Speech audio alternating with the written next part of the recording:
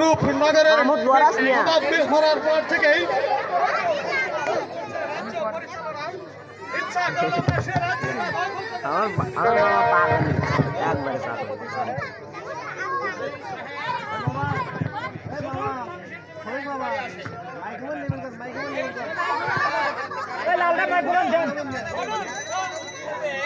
Recording করতে তো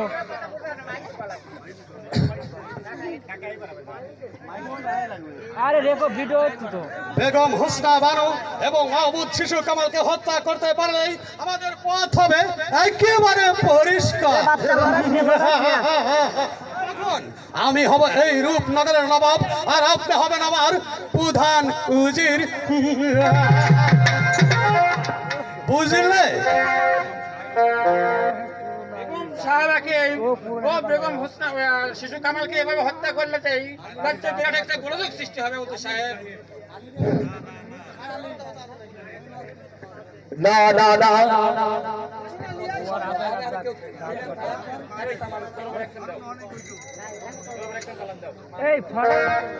এই ভাই খারাপ ভাই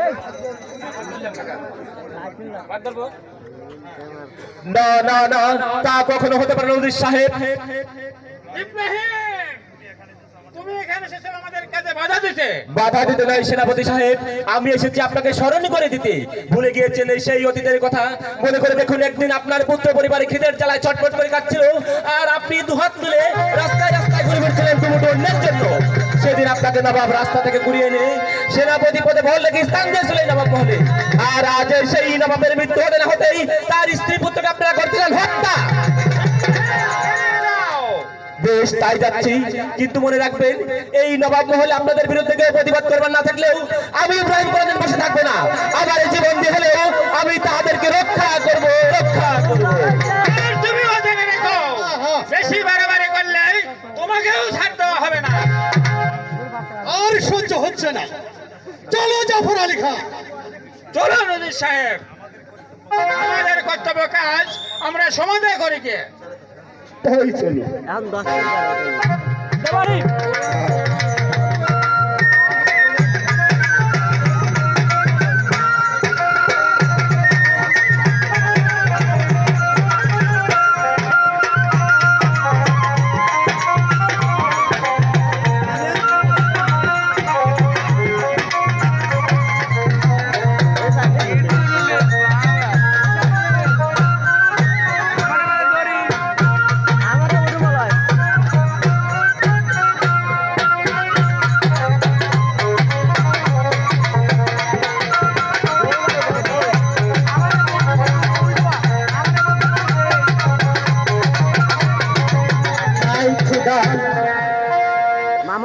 লিখেছিলে আমার কপালে,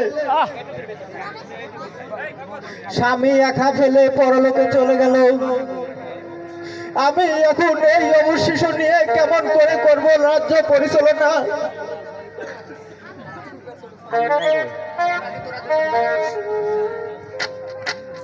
সর্বনাশ, সর্বনাশ হয়েছে বেগম সাহেবা। শীঘ্র শিশু কামালকে নিয়ে পালিয়ে যান। কেন, কি হয়েছে বাবা ইব্রাহিম? বেগম সাহেবা, উজির এবং সেনাপতি জাফর আলী খান আপনাদেরকে হত্যা করবে। আমাদের হত্যা করে তাদের লাভ? লাভ অনেক বেগম সাহেবা। তখন উজির সাহেব হবেন এই রূপনগরের নবাব, আর সেনাপতি জাফর আলী খান হবেন তার প্রধান উজির। শীঘ্রই চলুন, ওরা এসে পড়বে। ইব্রাহিম, আমি শত্রু ভয়ে স্বামীর গচ্ছিত সিংহাসন ছেড়ে চোরের মতন পালিয়ে যেতে পারবো না। মরতে যদি হয় আমি এখানেই মরবো।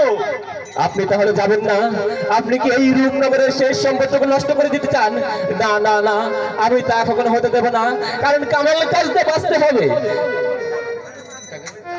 ওই জালিম শয়তানদের বিরুদ্ধে আমাদেরকে একদিন রুখে দাঁড়াতে হবে, ভেঙে দিতে হবে ওদের বিস্তার।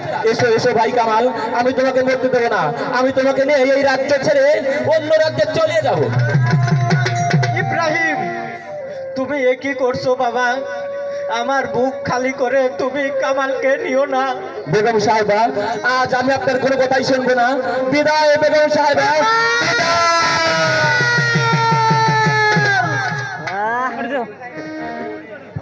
যা ওই যে নিয়ে ওর কাছে আর ওই আনবে শূন্য হয়ে একদিন আমার তো না কিছু হবে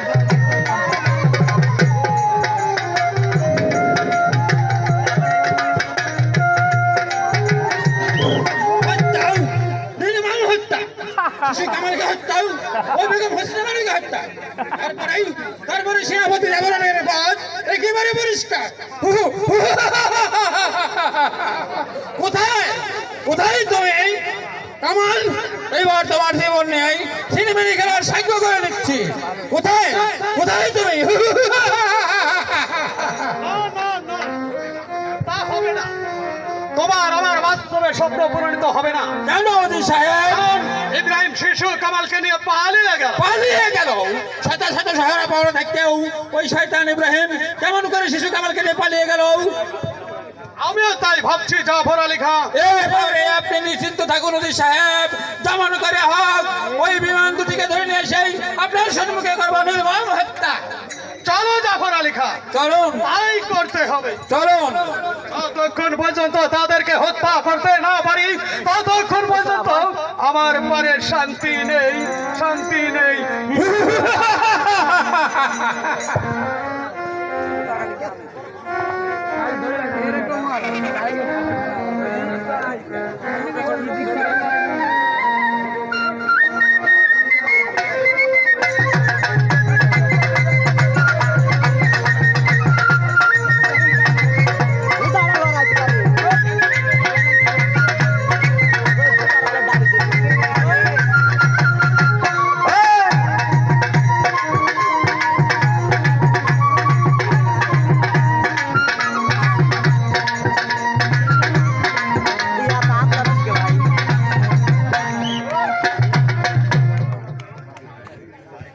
হায় খোদা,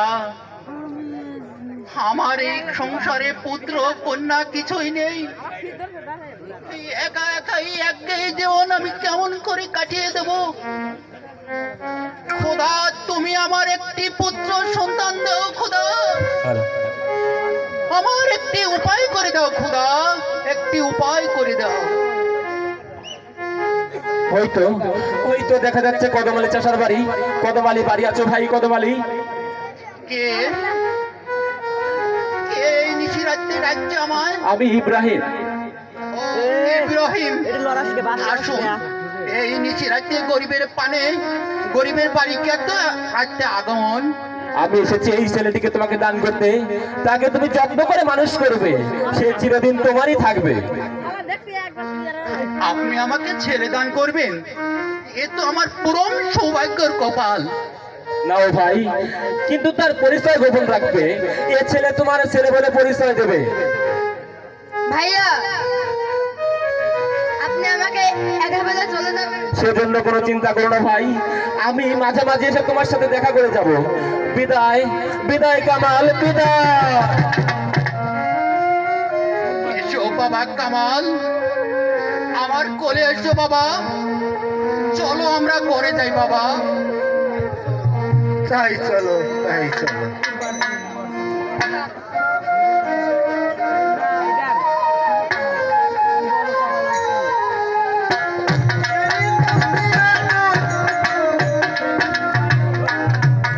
কিসে যে কি হয়ে গেল জাফর আলী খান, এ আমি ভাবতেও পারছি না। সাহেব, যেমন করে হোক ওই শয়তান দুটিকে ধরে নিয়ে এসে আপনার সম্মুখে করবো নির্মম হত্যা। মারবো না ভাই। লড়াই কত কঠিন বাড়ি দেয় এটা যে চলে গেছে তাকে তো আর কোনোদিন ফিরে পাবো না। কি বলতে চান আপনি বেগম সাহেব? বলতে নয় সেনাপতি সাহেব, আপনাদের কাজের প্রতিদান দিতে। অর্থ? খুদা যার ভাগ্যে মৃত্যু লেখেনি, শত চেষ্টা করলেও কেউ তাকে মারতে পারবে না। তাই শিশু কামাল আজ জল্লাদের হাত থেকে মুক্ত। এইসব পরিচয় আপনি কি চান? টাকা বাড়া দিলে আমরা শিশু কামালকে হত্যা করার ষড়যন্ত্র করেছি। দিয়ে আসতেন দরকার টাকা বাড়া দিলে। যদি ইব্রাহিম সাহায্য না করত তাহলে আজও কামালকে জল্লাদের হাত ওরে ভাই কামড় ঘুরে কামড় উড়েছে কামড় বেশি তাহলে জল্লাদের হাতে চির জল্লাদের কাছে মৃত্যু নিয়ে বিদায় নিয়ে চলে যেতে হতো না। মানে আমার দড়ি চুপ কর বেঈমান, তোদের আজ আমি হারে হারে চিনে ফেলেছি, তাই ভাবছি এই বেঈমানদের কি করে শাস্তি দেওয়া হয়। শাস্তি অসম্ভব। বেগম সাহেবা, আপনি হয়তো জানেন না যে আপনার জীবন মরণ এখন আমাদের হাতে। আমরা এই নবাব মহলের সবাইকে অর্থের বিনিময়ে হাত করে ফেলেছি। যদি আপনার ভাগ্যকে সুসম্পন্ন রাখতে চান তাহলে আমাদের অনুগত ভাবেই চলতে হবে, নইলে নইলে আপনার স্থান হবে অন্ধকার কারাগারে। কি এত বড় সাহস! আমার বেতনভুক্ত কর্মচারী হয়েও আমাকেই করতে চায় বন্দি। এই কে আছিস?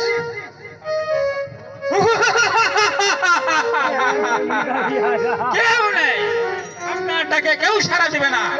এই, কে আছিস? বন্দি করো বেগম সাহেবাকে।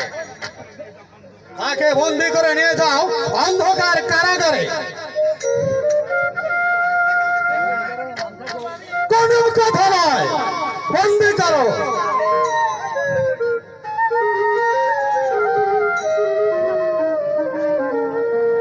ও খুদা, এই লিখেছিলে আমার কপালে, এই কি তোমার লেখা? যারা আমার হুকুমের চাকর ছিল আজ আমি তাদের হাতে বন্দি। তুমি এই নিমক হারাম বেঈমানদের শাস্তি দাও খুদা, শাস্তি দাও খুদা, শাস্তি দাও। শাস্তি দেন।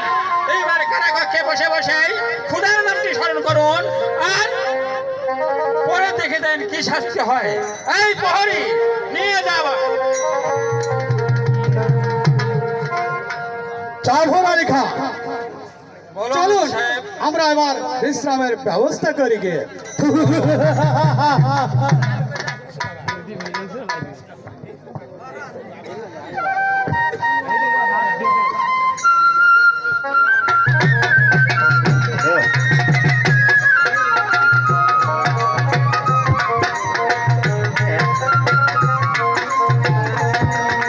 হ্যালো হ্যালো,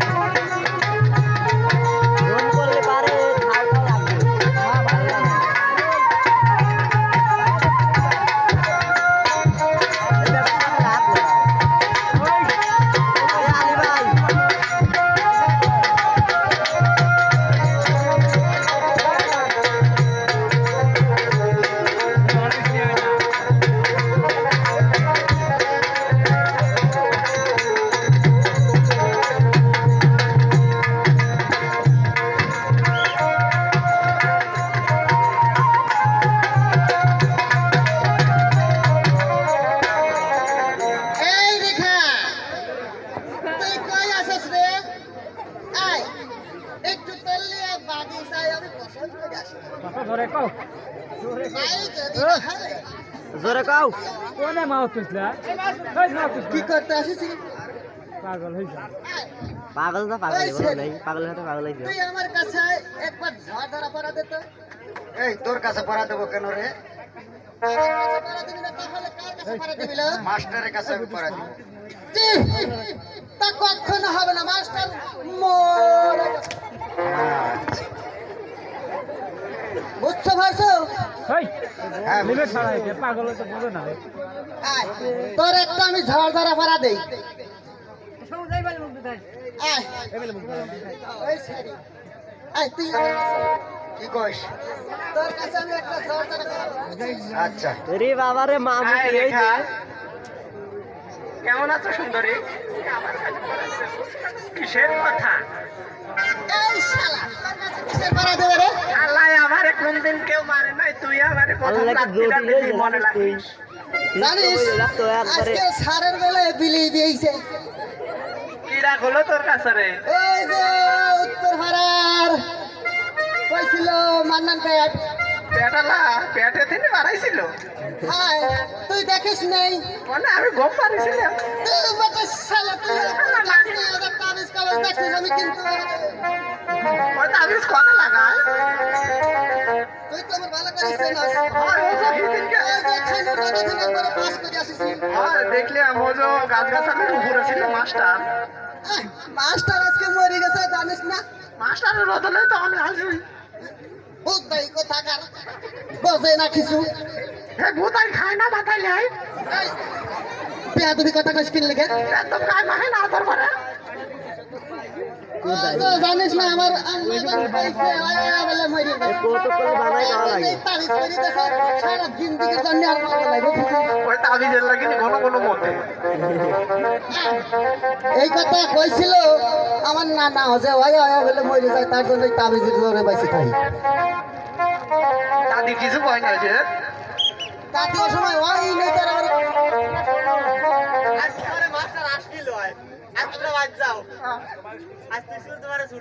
দুঃখ বেদনা পাইছি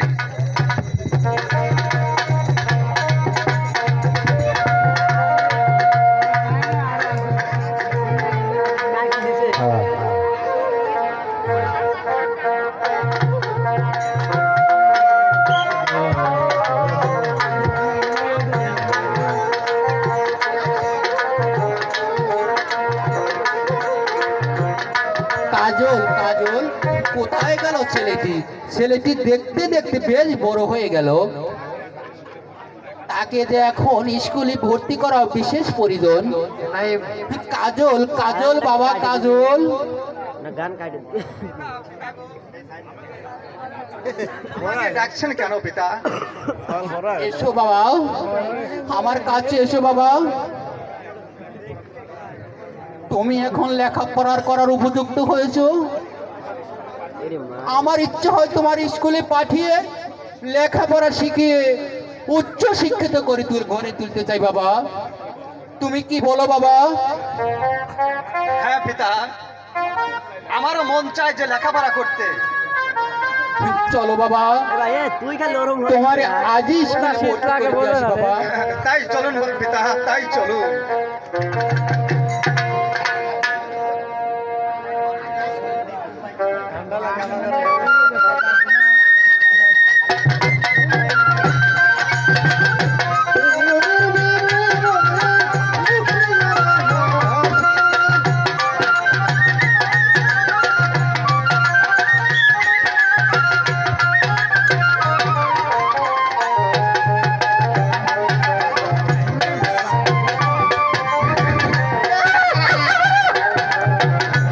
তুই কি শিয়া করতে আইছিস রে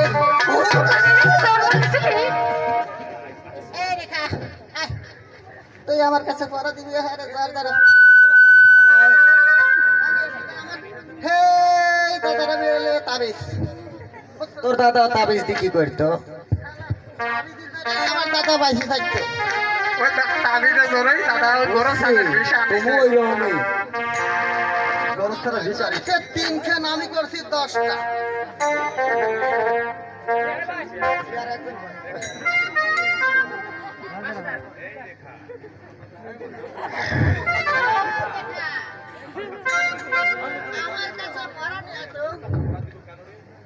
তোর কাছে পড়া দিব কেন রে মাস্টার সাহেব আসলে আমি তার কাছেই পড়া দেব এই শালা তুই ওর কাছে পড়া দেবে এই তো আমি মাস্টার হইয়া বসছি শালা ছাত্র ছাত্র নিয়ে আর চলা যাবে না এসব যাই সদনে খারাপ হতে আয় আমার কাছে আয় রে দেখা তোকে আজ আমি নতুন পড়া দেবো আয় এই আমার স্যার আসলে আমি পড়া দেবো তোর কাছে স্যার আসবে? শালা তো বাল্য চালায় কইতে আমার হলো একটু বিরাম আছে তোরা আমার ধরি মরি না আর কিছু আর তারি নেই ওই তাবিজে জোরে নেই তো বলতে ওয়ালাইকুম আসসালাম আপনি সালাম দিছিলেন বেয়াদবি সীমা নেই তোদের নাকি? কে বলেছে আমি মারা গেছি রে? কোথায় গেল ওরা? এই এই তো স্যার বড় সাদার আরামদায় বসে আছে মিথ্যা কথা বলছিস। মিথ্যে কথা নাই সত্যি কথা কে বলছে তেঁতুল পাড়তে? এই স্কুলে তেঁতুল পাড়া গল্প না লেখাপড়া করার জন্য আসা। বইয়ের পড়া পড়তে হবে স্কুলে এসে।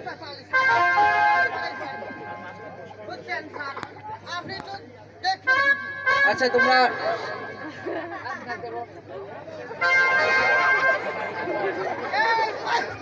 প্রতিবন্ধী তো মাথার মোড় আর বার খুলে গেল রে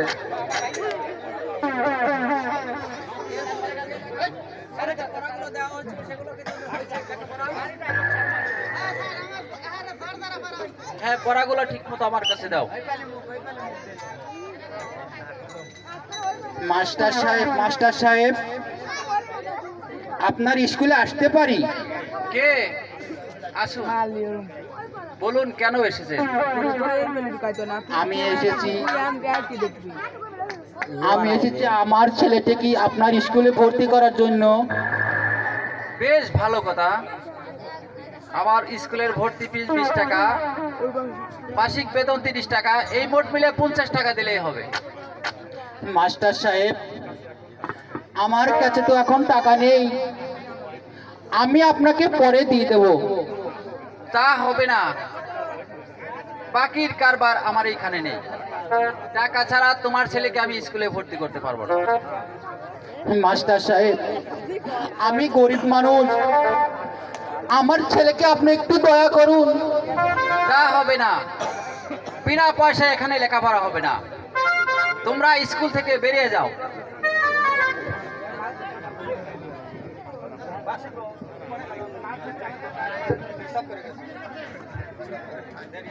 হ্যালো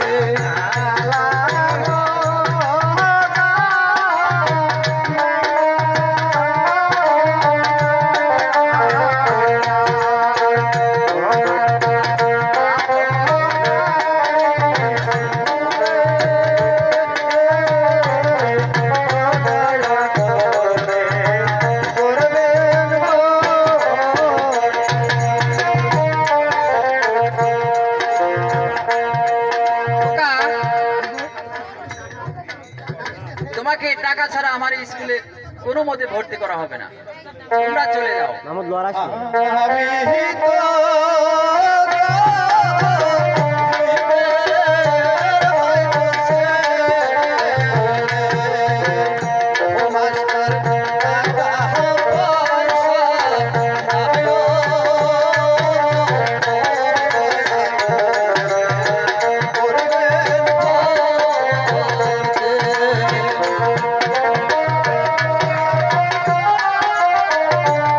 তুমি যতই কান্না করো না কেন, টাকা ছাড়া কোনো মতে আমার স্কুলে ভর্তি করা হবে না।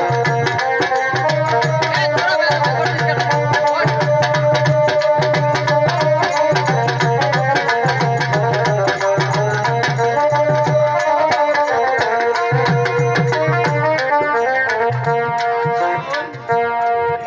আমরা গরিব, তাই টাকা পয়সা দিতে পারবো না বলে মাস্টার তোকে ভর্তি করবে না বাবা। গরিব বলে কি লেখাপড়া করতে আমাদের মন চায় না বাবা?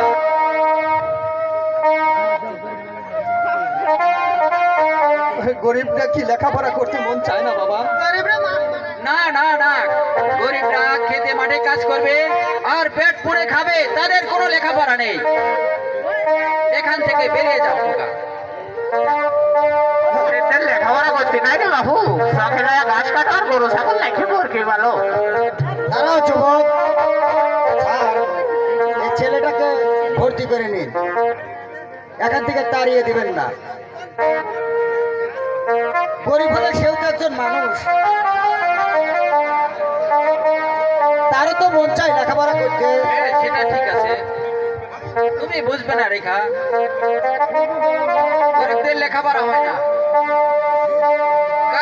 তারা এরা মাসিক বেতন ঠিক মতো দিতে পারে না বলে। ছেলেটিদের বেতন এবং ভর্তি ফিসে সম্পূর্ণ টাকায় আমি যোগাবো। এই নিন টাকা। আচ্ছা বেশ, তোমার নাম কি যুবক? আর তোমার পিতার নামই বা কি? আমার নাম কাজল, পিতার নাম কদমালী চাষা।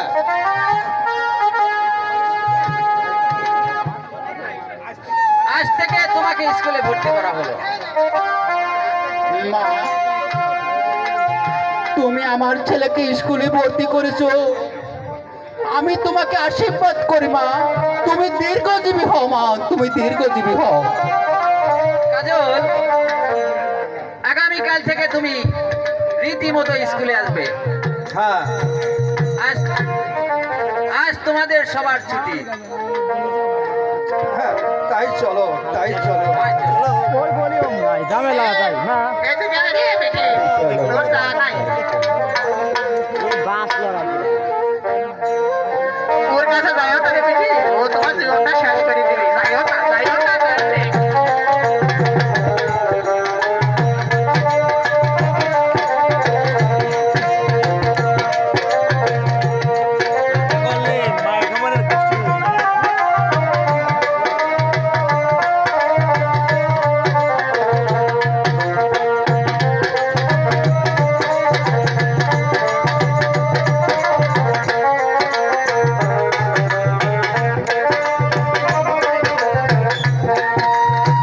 এখন আমি হলাম এই রূপনগরের নবাব, আমার কথা মতো সমস্ত লোক উঠা বসা করবে, কিন্তু আমার পথের কাটা ইব্রাহিম ও শিশু কামালকে যতক্ষণ পর্যন্ত হত্যা করতে না পারি ততক্ষণ আমার পানে শান্তি নেই।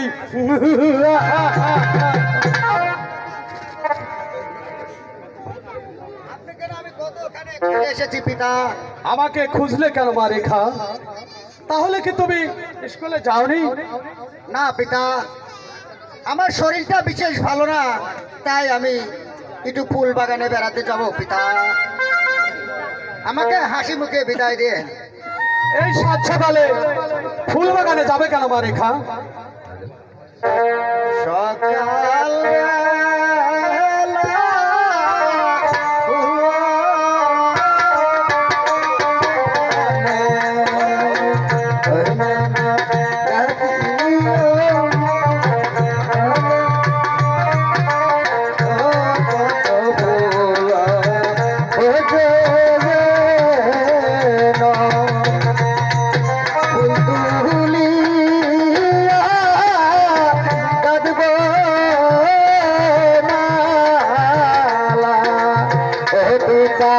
রাখিব তোহনে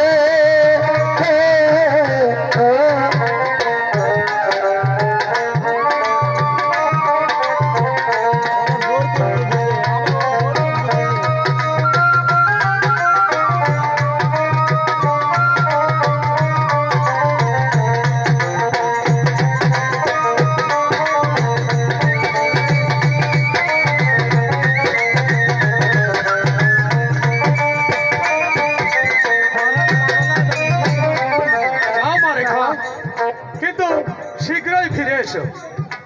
হ্যাঁ পিতা, আমি শীঘ্রই ফিরে আসবো পিতা। চলো। আচ্ছা। কিনা লাগাই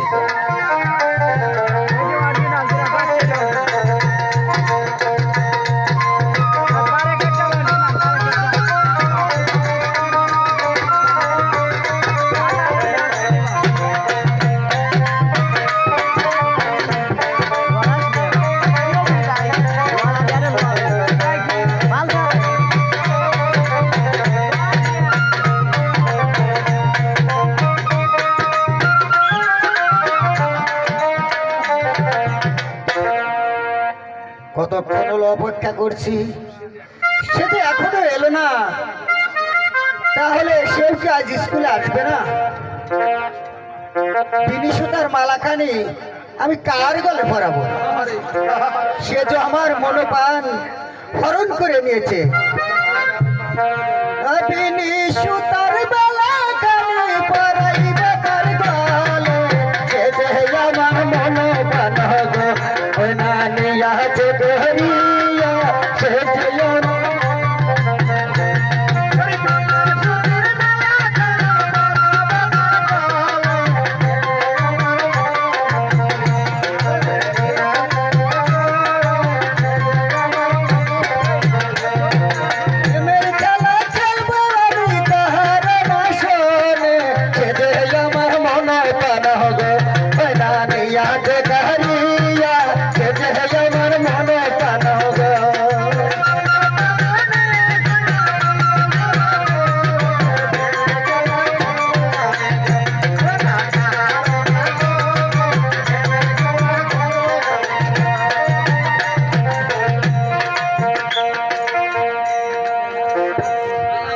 শালা মদন, তুই শালা মনে করেছিস আমি তোকে খুঁজে পাবো না?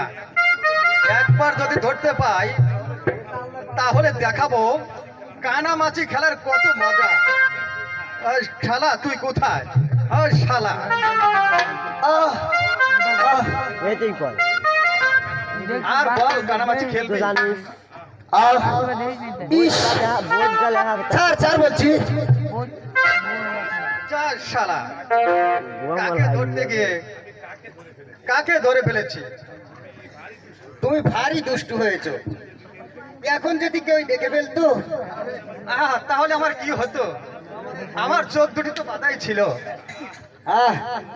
চোখ বাধাই ছিল। তুমি বিশ্বাস করো রেখা, মদন আমার চোখ বেঁধে দিয়ে বললো এবার আমায় ধরো তো। আমি তাই তো এসে তোমাকে আমি ধরে ফেলেছি। যাক, মদনের মতন তুমিও তো আমার একজন আপন জন।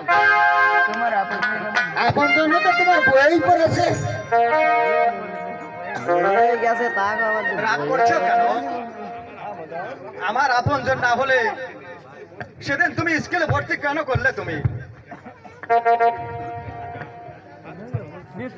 হাত ছাড়ো, হাত ছাড়ো, ছাড়ো, লজ্জা নাই তোমারে।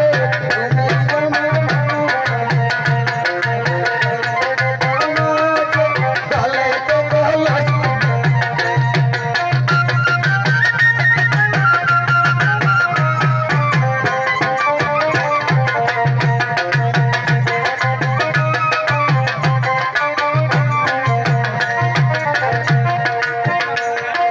কোথা পাবো হারি বলছি, কোথা পাবো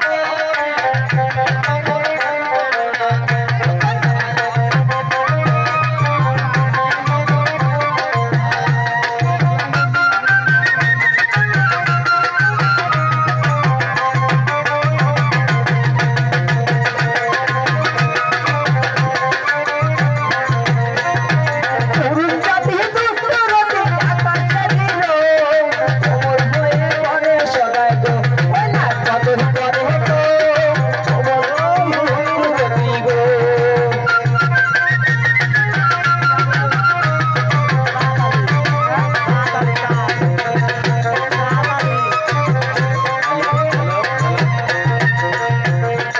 আমি তোমার মনের রাজা, তুমি আমার রানী।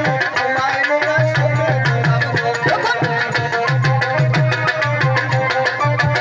দিলাম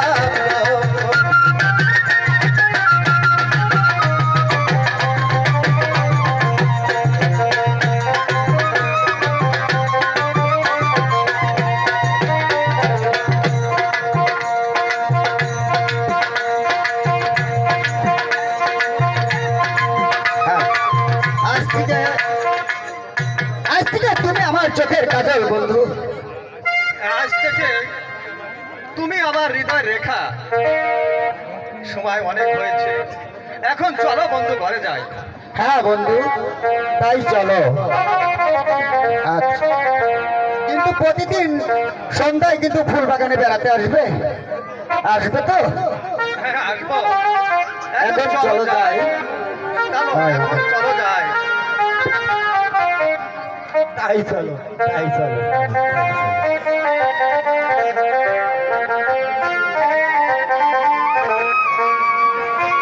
আর কোনোদিন ভালোবাসো তুমি করে, ভুলবে না গো, আর কোনোদিন ভালোবাসো তুমি করে।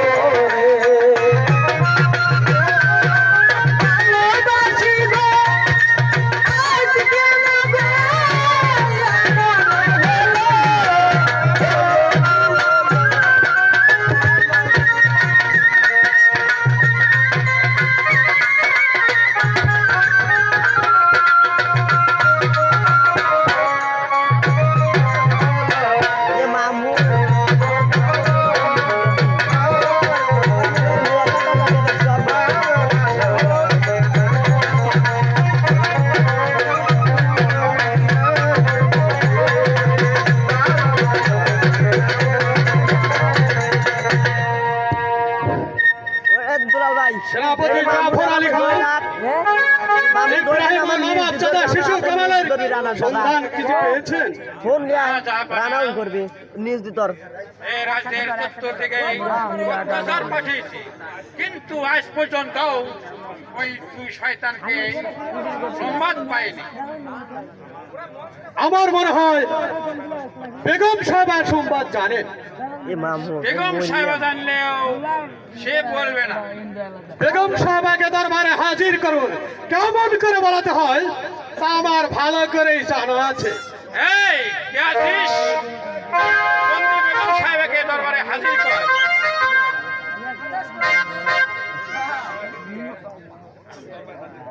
বেগম সাহেবকে দরবারে হাজির করো।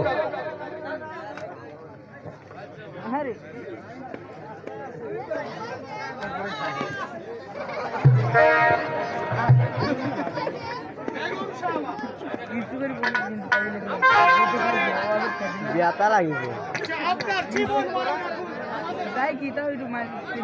তা জানি, বন্দি যখন করেছো তখন যা ইচ্ছা তাই করতে পারো। এখন বলো কেন আমাকে দরবারে ডেকেছো? নবাব চাঁদা কামাল ও ইব্রাহিমের সংবাদ আপনি জানেন? কালকে বৃহস্পতিবার না, তাদের সংবাদ আমি জানি না। জানেন না? পাট্টা দেওয়া লাগবে একদিন আপনাকে কেমন করে যে বলাতে হয় তা আমার ভালো কালকে জানা আছে। এখন আর যাবেনি শুক্রবারে ওরা কোথায় আমি বলতে পারবো না। বললে চাবুক তারা বলাতে বাধ্য হতে হবে। বলুন। চাবুকের ভয়ে কণ্ঠিত নয় আমি জাফর আলী খান। আপনি বলবেন না। বুঝেছি, আপনি বলবেন না। জাফর আলী খান, আরম্ভ করো। বলুন বলুন কামালকে কোথায় রেখেছে? বলুন। আমি বলতে পারবো না। বলতে পারবেন না, বলতেই হবে। বলুন। লড়ে রে বলুন। বলুন কোথায় রেখেছে? এখানে রেখে দাও জাফর আলী খান, আগামীকাল শুরু হবে। আরে, নিয়ে যাও বন্দিনীকে।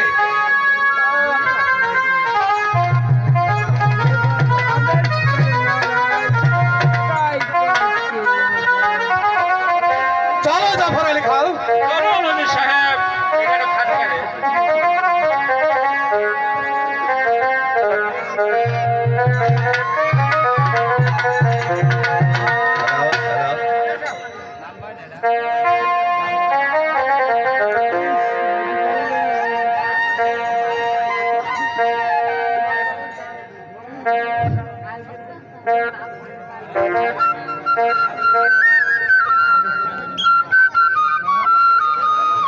বলো বলো খোদা, ভিখারি কি মানুষ নয়?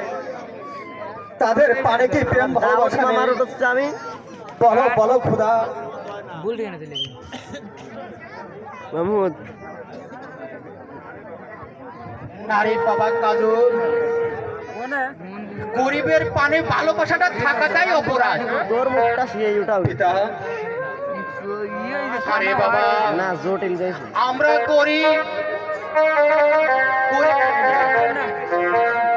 দরিদ্রের সাথে মিশাটাই বড় অপরাধ। মানুষের তাই তোকে কতবার বারণ করেছি, রেখার সাথে যাস না বাবা। তুই আমার কথা কিছুতেই শুনলি না বাবা। যদি আমার কথা শুনতি তাহলে আজ এত আঘাত পেতি না বাবা। বুঝি পিতা, সবই বুঝি, কিন্তু কিছু বুঝি না বাবা। খোদার সৃষ্টি মানুষ কেন দুই হয়? না বাবা, যা বাবা, ঘরে যাও। আর কোনোদিন গরিব বড়দের সাথে মিশবি না বাবা। তাহলে যে তোর অপরাধে আমাকেও শাস্তি ভোগ করতে হবে হ্যাঁ বাবা। বাবা, তোমাকে শাস্তি পেতে হবে। যা শাস্তি হয় আমি মাথা পেতে নেব বাবা। তবু আপনাকে আমি দূরে ছেড়ে যেতে পারবো না। তবু আমি বিপদে ফেলবো না বাবা। তবু আমি বিপদে ফেলবো না। তবু বিপদে ফেলবো না। এখনো ছেলেটি সব কিছু বুঝতে শেখেনি। যদি শিখত তাহলে এত আঘাত পেত না। তাহলে এত আঘাত পেত না।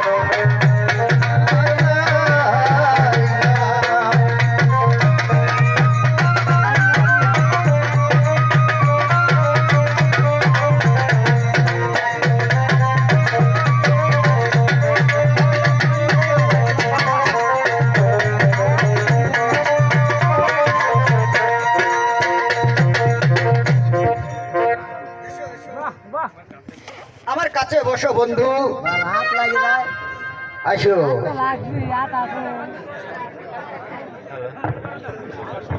এটা সাউন্ড একটু বাড়াতে। সাবধান শয়তান, সামান্য দশার ছেলে হয়ে এসেছিস রাজকন্যার সাথে প্রেম খেলতে।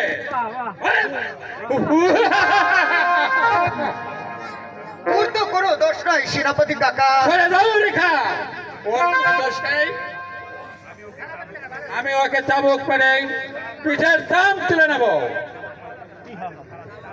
চাবুক মারে না। হ্যাঁ শুনেছি। আল্লাহ রে, মান সম্মান ডুবাইলা এখন রে।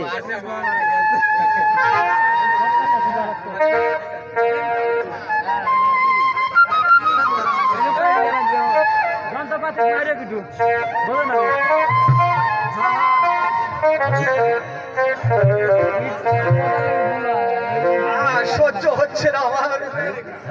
কাহিনী রে।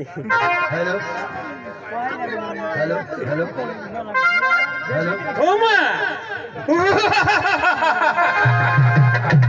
চলে যাও রেখা, ও পাবে শুধু শাস্তি। আর আর শয়তান, আর প্রেম খেলার শাস্তি মিটে দিচ্ছি। আসবি না? আর, আর।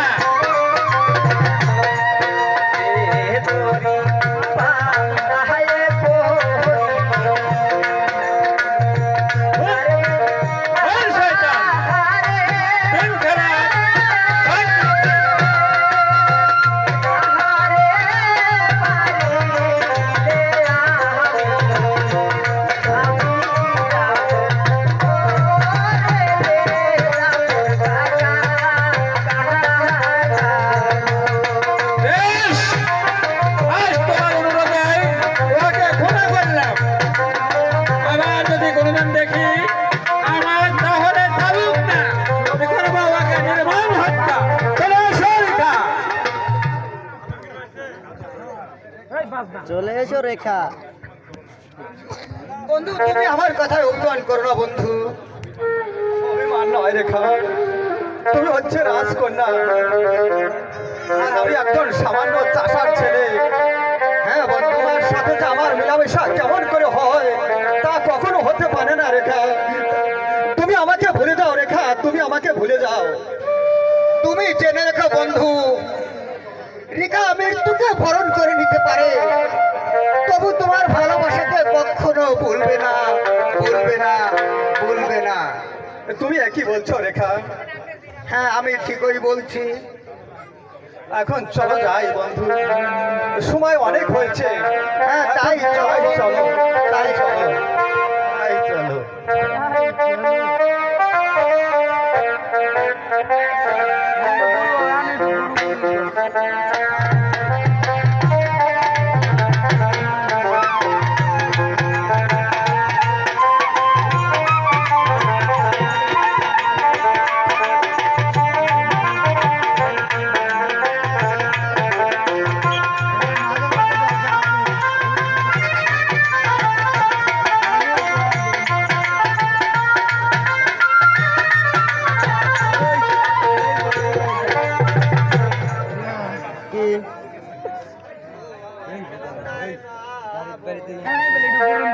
পাই যে বাবিয়া কেমনে বাকি আমি কইনা বন্ধুর সারে মানে বন্ধু রে তাই যাব কি না পাই বাবিয়া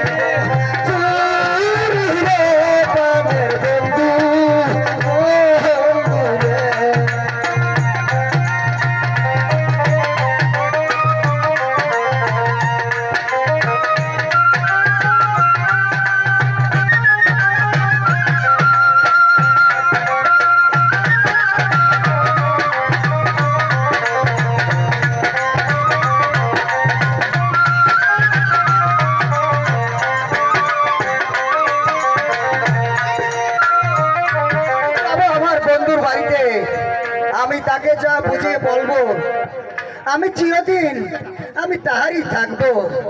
আমি যাই আমার বন্ধুর বাড়িতে।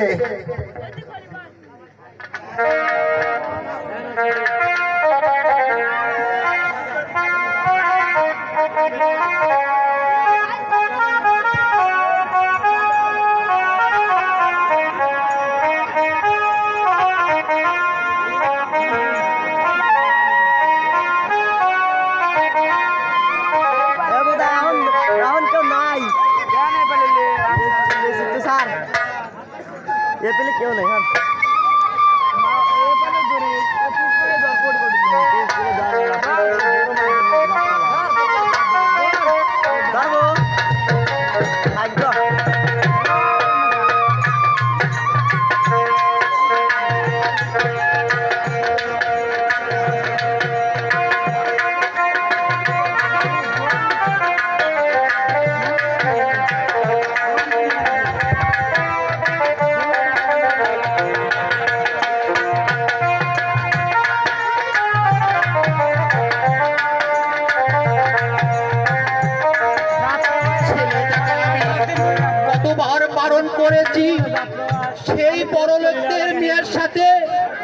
নাম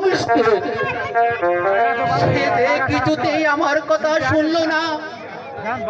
যদি আমার কথা শুনতো সে এভাবে অত্যাচার চাবুকের আঘাত সইতে হতো না।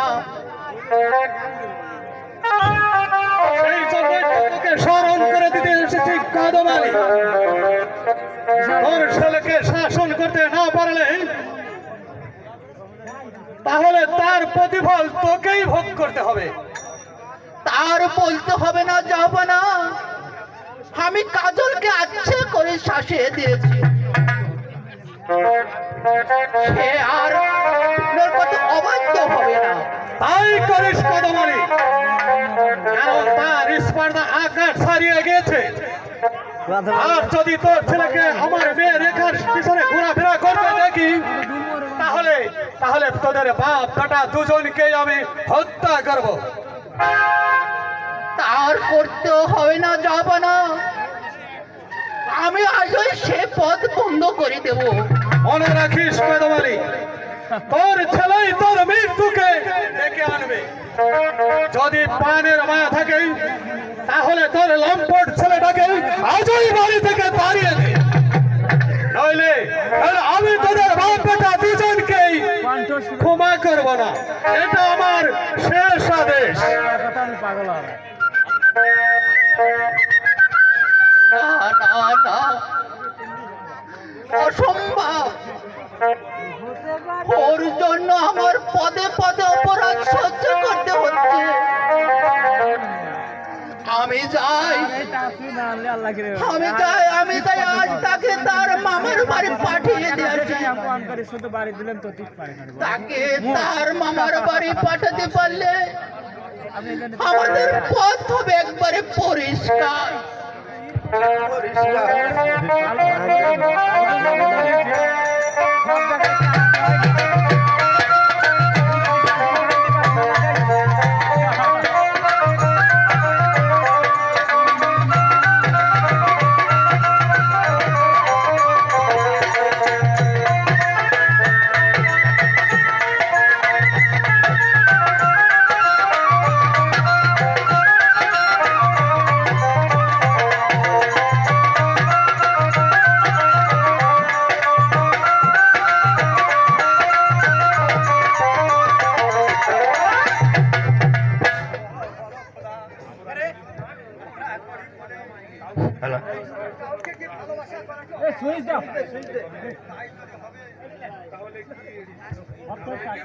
হায় হায় তাহলে চেন মমতা দিয়ে কেন ভালোবাসা তুমি পাঠিয়েছিলে খোদা?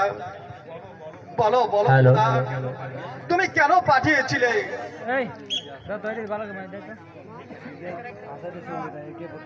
বন্ধু বন্ধু একা একা কি ভাবছো বন্ধু?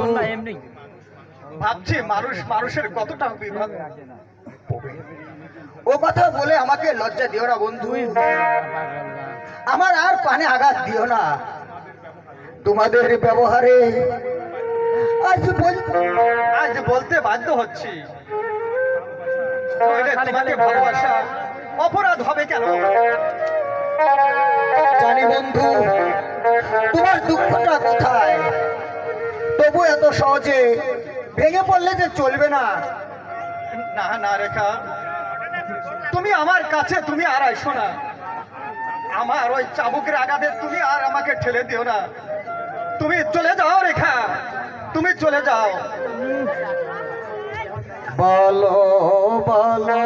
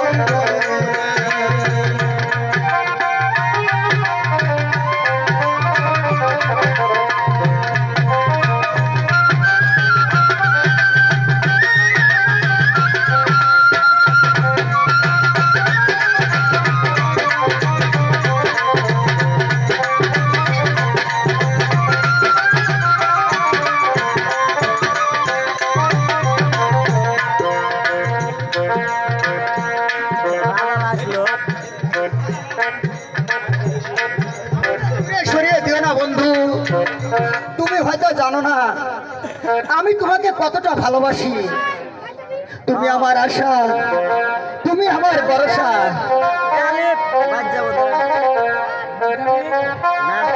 তুমি আমার সকল স্বপ্ন। তোমাকে ছাড়া যে আমি বাঁচতে পারি না বন্ধু, আর বাঁচতেও চাই না। তোমাকে আমি কেমন বিশ্বাস করবো রেখা?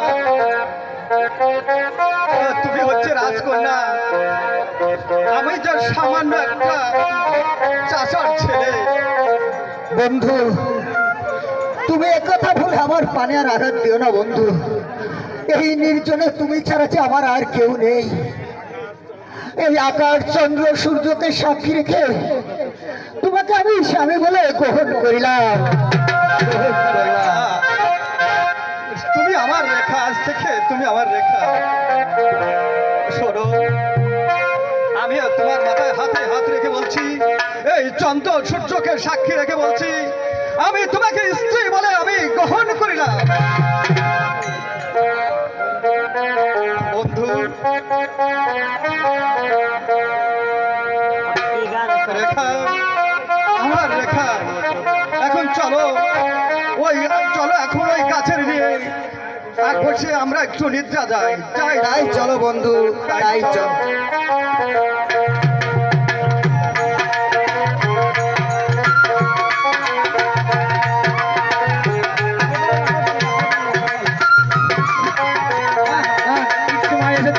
আর দুজনকে একসাথে পেয়েছি। যাই যাই, এখন জাহাপানাকে সংবাদটা দিয়ে আসি।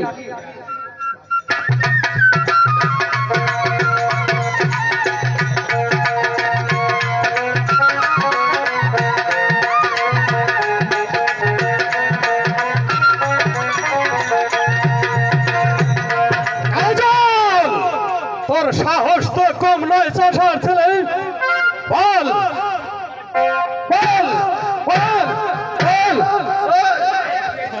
তুই এই সাহস কোথায় পেয়েছিস?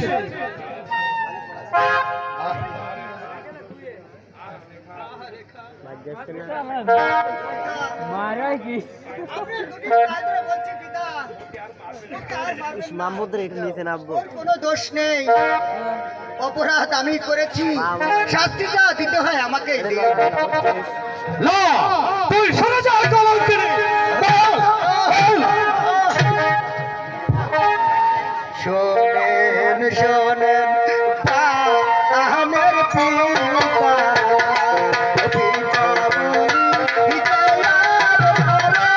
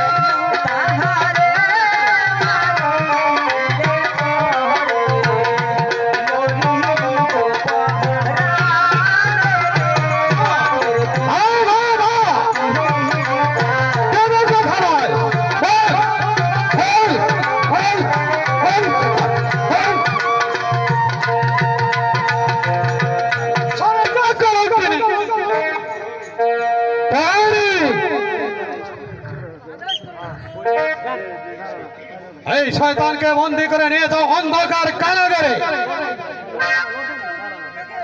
কোন কথা কাজলকে বন্দি করো। যা আচ্ছা যা যাও, তাকে বুকে পাথর চাপিয়ে দিয়ে রাখবি।